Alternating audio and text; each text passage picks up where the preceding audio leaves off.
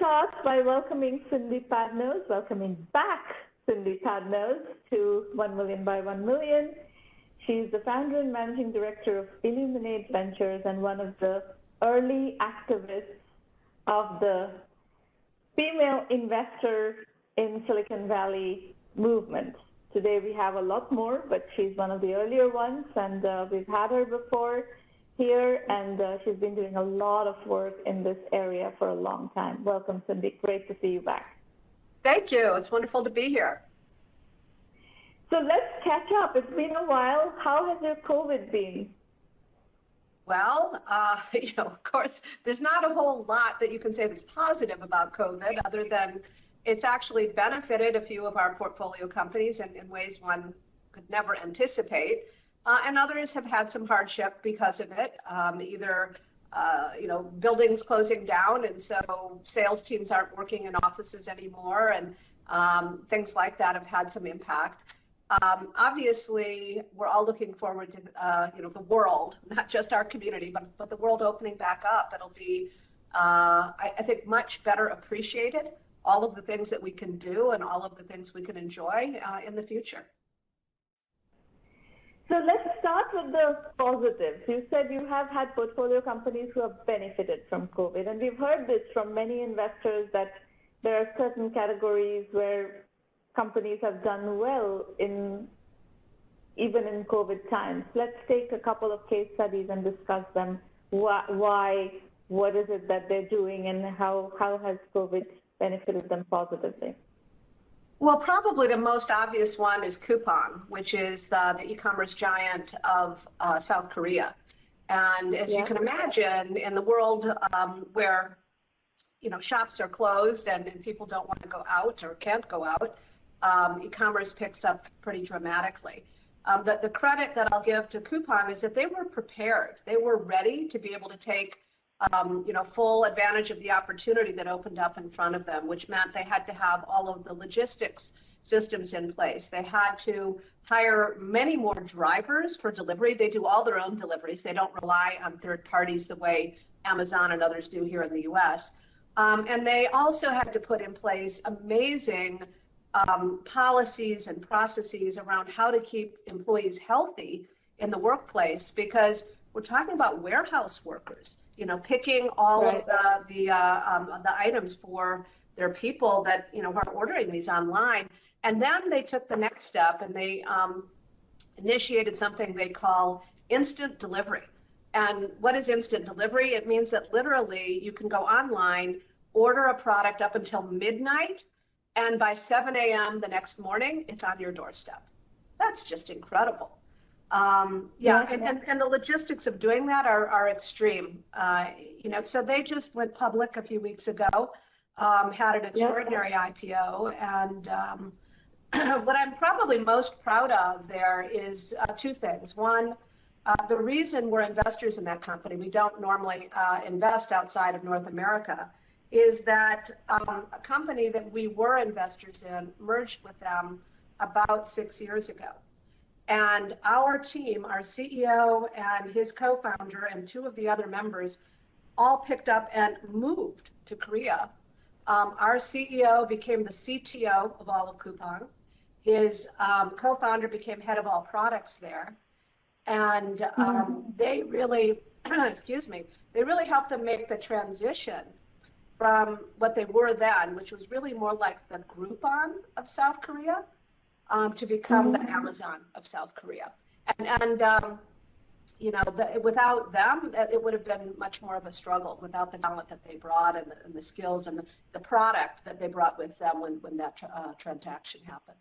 Very interesting. Were they Americans, or what ethnicity were they to be able to pick up and move to South Korea? You're saying to yourself, would I do that? No. One of the founders was Chinese, the other was Indian, and both of them, one born in India, the other born in China, but educated here in the US and had built, helped to build several companies here. The CEO had actually been the VP of engineering in the company I founded, which was a very, very early SaaS software company. If you remember, it was a procurement software company. And he had gone on to have a couple of other successful exits. He had been chief product and operations officer at Demand Tech when they went public, and then had left to start this company that was called CalmC, that was a predictive analytics engine for online and cross-channel retailers. And Coupang was their largest customer at the time of the acquisition. Okay.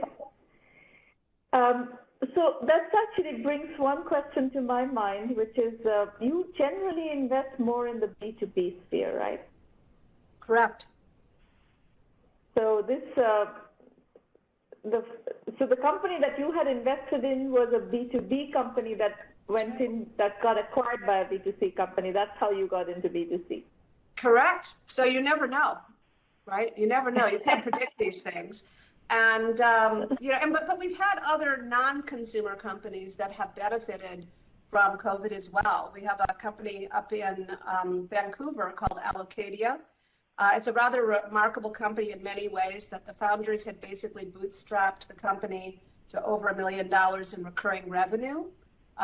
We have been investors there for about 5 years now. They are a ROI management and attribution and marketing planning and budgeting platform that sits in between your ERP system and the plethora of marketing automation tools below that. So a CMO needs to be able to plan and budget. And you can imagine during COVID, every CMO got a message very quickly: cut your budget, cut it by 30%, cut it by 50%. They were massive cuts in marketing that had to be implemented very quickly.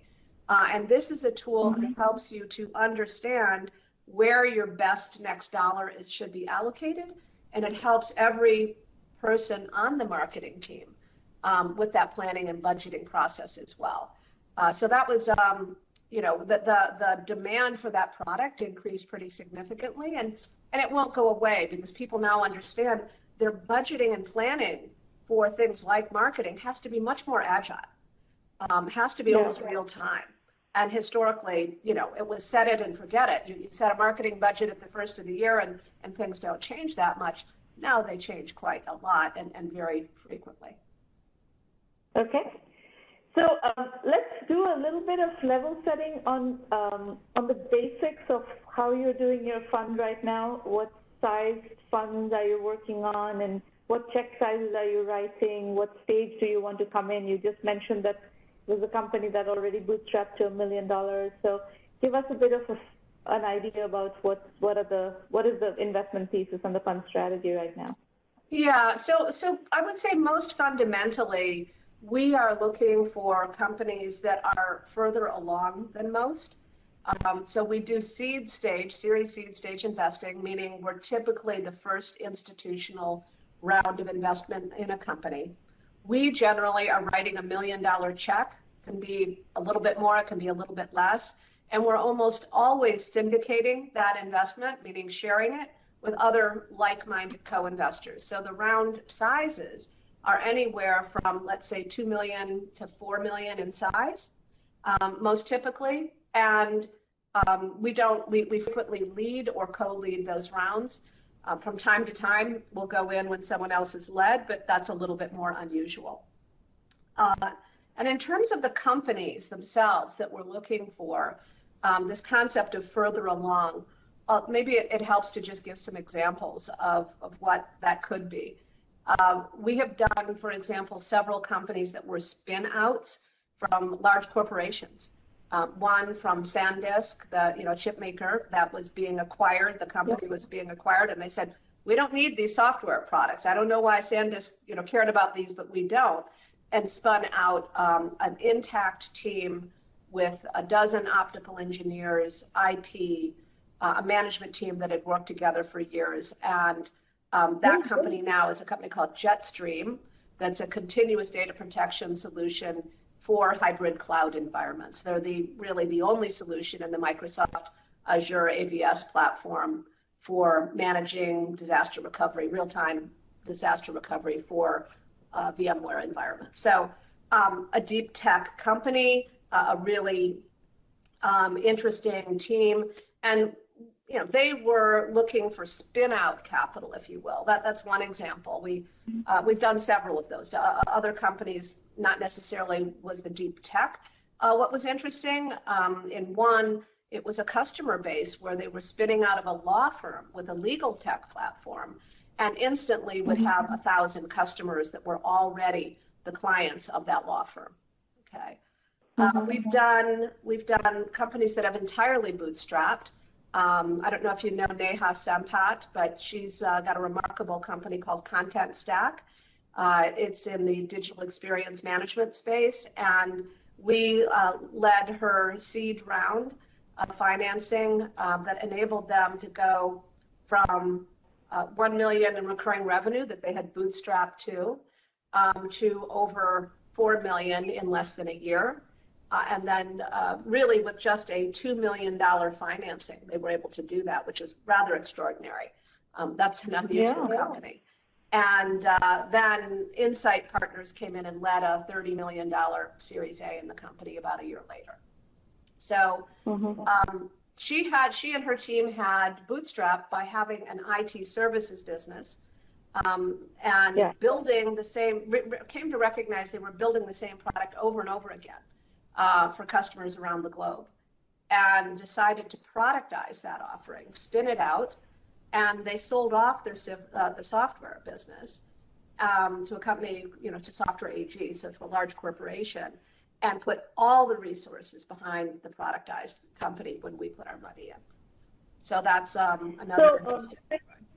I want to underscore what you just said, which is basically a methodology that we have on our end, productized, which is bootstrapping using services. We do a lot of bootstrapping using services. We have case study after case study of bootstrapping using services. Sure.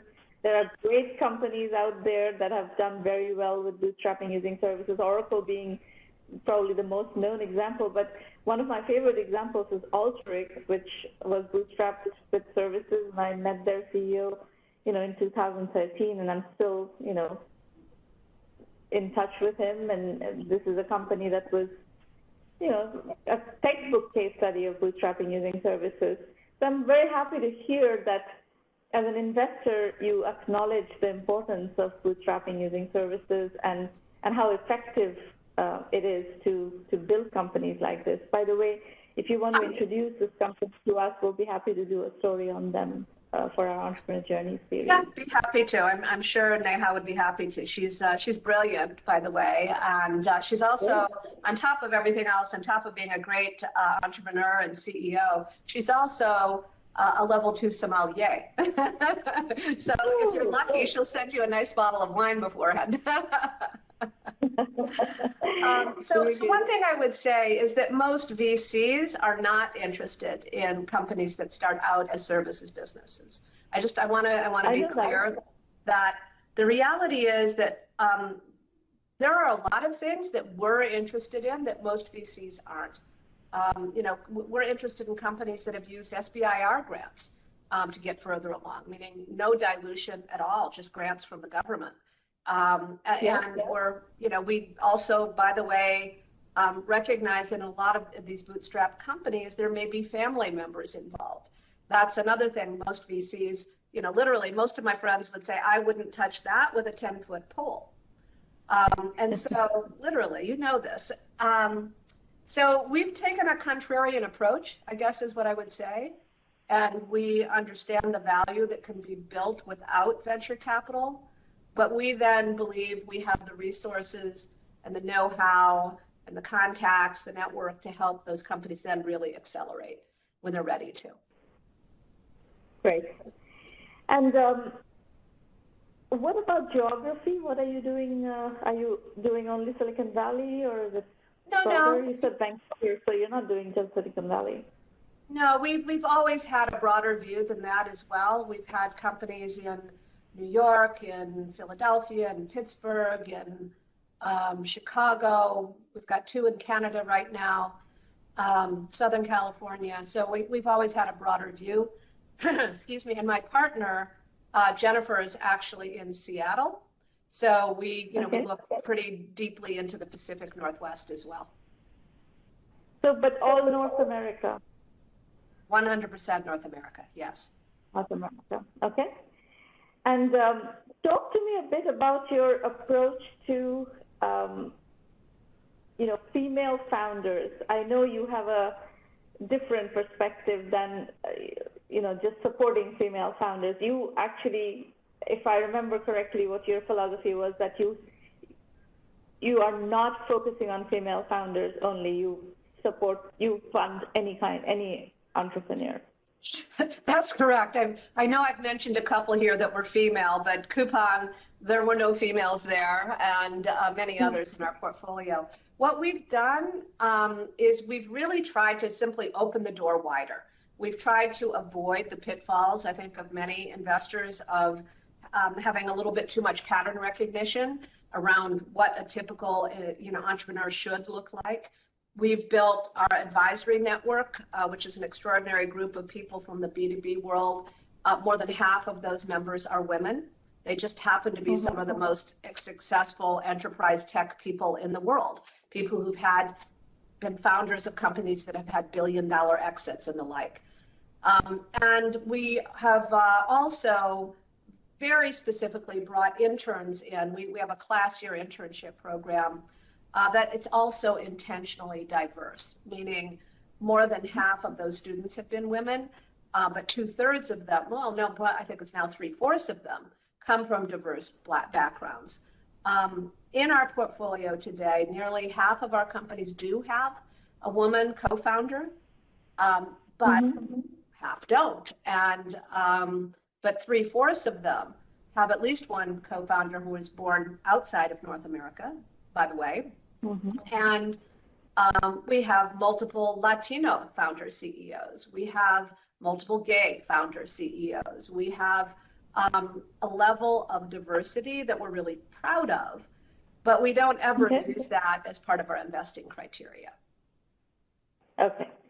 Talk to me about what your analysis of the current market is going forward. What do you want to invest in? What trends are you trying to, get behind? Yeah. Well, one of the most obvious areas of disruption over the last year has been, the work environment. So the category that a lot of people are calling the future of work. We go deeper than that, much deeper than that, and we do each year what we call sector assessments across about 12 or so different categories that we're interested in. They're not always technology. So we care about things like changes in business models, where one of our companies, for example, PEX, is doing a revenue share model. So they're not all SaaS software companies any longer. We also care a lot about the use cases that these companies are targeting. And so that can shift pretty rapidly when suddenly a company says, well, I can serve not only white collar workers, but blue collar industrial workers as well. Or I'm going to focus there exclusively. So those are areas we're interested in. We're very well aware of the need for better compliance around regulatory issues, but also just the whole concept of more transparency. People are looking for it in every way you can imagine, including, the category that people are now calling understandable AI. And we're looking at a company right now that, by the way, the company started in Turkey, but now has its headquarters, it's a Delaware C corporation today, but will always have a large proportion of their, employee base in Turkey, I'm sure.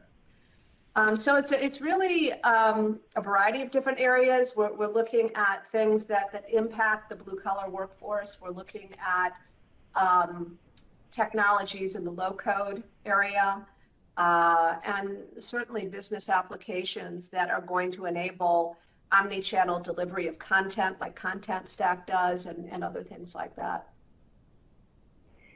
Cindy, one of the areas that I'm watching very closely, and I don't know if you've read some of my writings, I've been writing about this for at least a year or more in recent times, is platform as a service. I have had lots of conversation with lots of companies that are either already doing platform as a service strategies or are trying to do platform as a service strategies.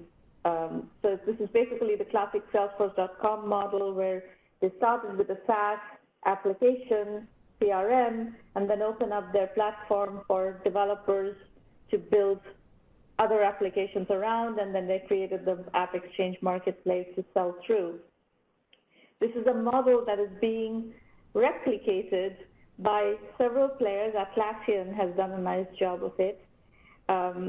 ServiceNow is doing the same thing. ServiceNow is doing it, but ServiceNow is not, I've had extensive conversations actually with ServiceNow. ServiceNow is not really emphasizing the startup ISV world as their developer base. They are opening up as a path, but they want the large companies to build on it, and the IT departments of large companies and the system integrators to build on it, like the Accentures of the world. It's a different twist. That's right.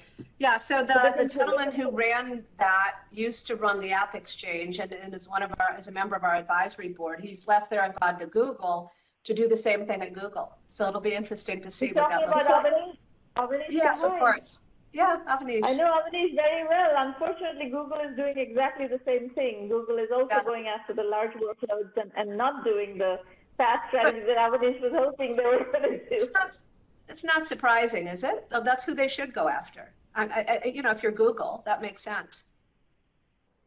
Right, but I think from our point of view, from people who work in the startup ecosystem point of view, I think what is not Google, therefore, is not as relevant to us. For example, a DigitalOcean is really focused on startups. They have 5 million developers, out of which 30 to 40,000 of their developer network is small ISVs, and that's a company that is really nurturing the developer ecosystems around ISVs and startups. Snowflake has about 45,000 developers, and I think they have at least 1,000, if not maybe 3,000 startups ISVs. And obviously, Roblox is another example, right? Roblox is a perfect example in a different category, but it's the same example. And then there's all sorts of interesting groups like Pegasystems and others that are doing. They're different variations of that concept as well. Right. So my question to you is, I guess two questions. One is, are you seeing companies built on other people's stacks, like Viva that came on top of Salesforce.com and really bootstrapped the company? Viva was built with such a capital efficient model. It's mind-boggling. I'm a huge fan of Peter Gassner. But so that's one. And then the second thing is, what about companies that are actually thinking fast right away, where maybe they're going to market to begin with an app, with a SaaS app, but then they're thinking that they will go to PaaS right from the beginning strategically? Yeah, I don't see too many people doing that. I think what some of these other large corporations have as an advantage is that the kind of solution, the platform you're describing, tends to be easier to build if you already have an existing customer base to attract people. So if you think about Salesforce, I was an investor for 10 years in Exactly. I sat on their board, and they did build a version of their product on that stack, and then frankly had to replace it because it just didn't have the flexibility that they needed. But they were always part of the App Exchange anyway. Why? Because, and obviously tightly integrated with Salesforce. Why? Because of that customer base that would attract to them, right? So, and the same thing, you think of ServiceNow, similarly, they have a very large customer base. Google has a very large customer base, but that they could use that way. They're not, but they could. So it's a little bit of a chicken and an egg issue. If you look at Roblox, that was not an overnight success. That was also a very long time building that company. And it's only in recent years that people have recognized the real value of that business. Literally, probably only within the last 3 or 4 years. But it's been around for at least 10 years. So, but I think I would say that the awareness about SaaS and the interest in building SaaS strategies is rising. People are using APIs to build their developer ecosystems, like if you look at Zendesk, for instance, or HubSpot. Actually, Avanish is on the board of HubSpot. That's right. Shopify.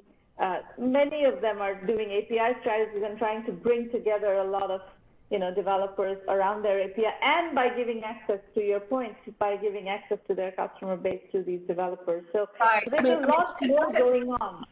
Yeah. I think, it's another trend. I think it's an interesting one.